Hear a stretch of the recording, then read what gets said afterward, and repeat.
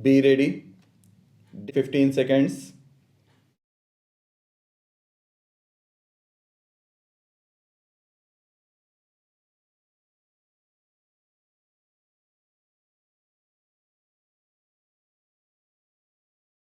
Where a winding up order has been made or where a provisional liquidator has been appointed, the liquidator or the provincial liquidator, as the case may be, shall take into his custody or under his control all the property, effects, and actionable claims to which the company is or appears to be entitled, for the purpose of enabling the liquidation or the provincial liquidator, as the case may be, to take into his custody or under his control any property, effects, or actionable claims to which the company is or appears to be entitled. The liquidator or the provisional liquidator, as the case may be, may by writing request the chief presidency magistrate or the district magistrate within whose jurisdiction such property, effects, or actionable claims or any books of account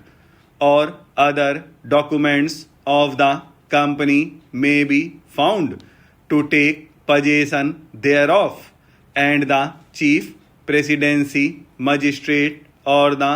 district magistrate may thereupon, after such notice as he may think fit to give to any party, take possession of such property, effects, actionable claims, books of account, or other documents, and deliver possession thereof to the liquidator or the provisional liquidator,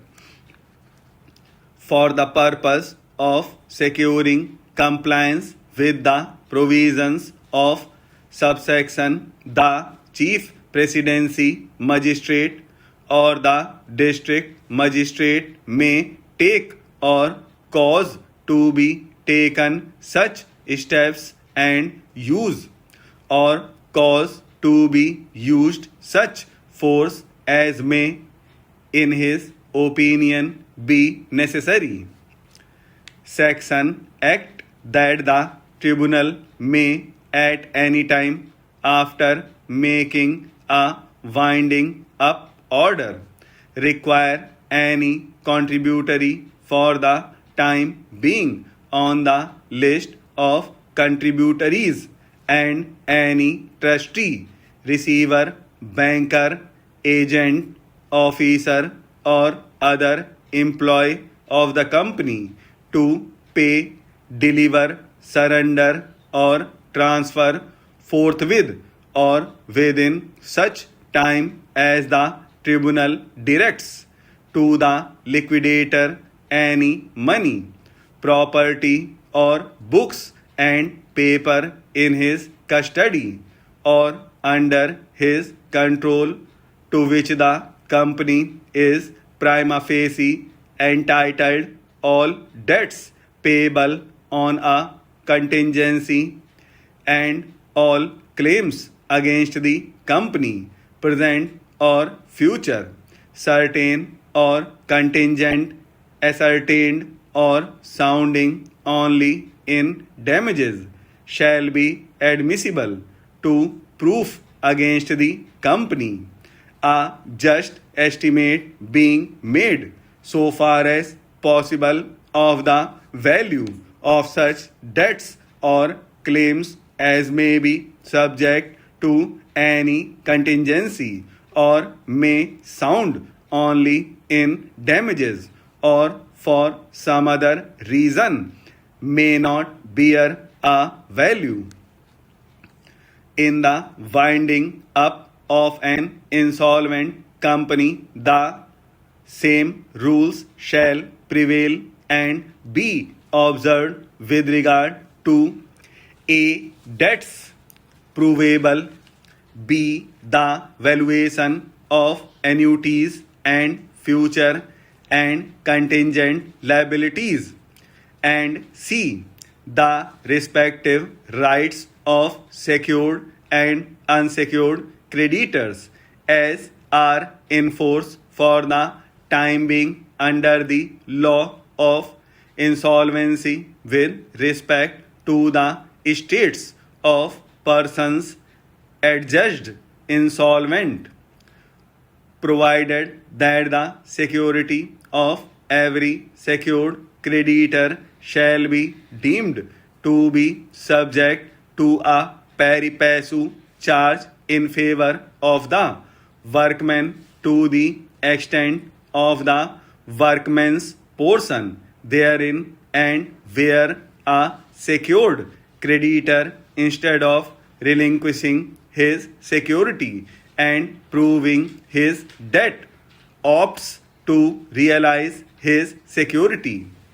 A. The liquidator shall be entitled to represent the workman and enforce such charge.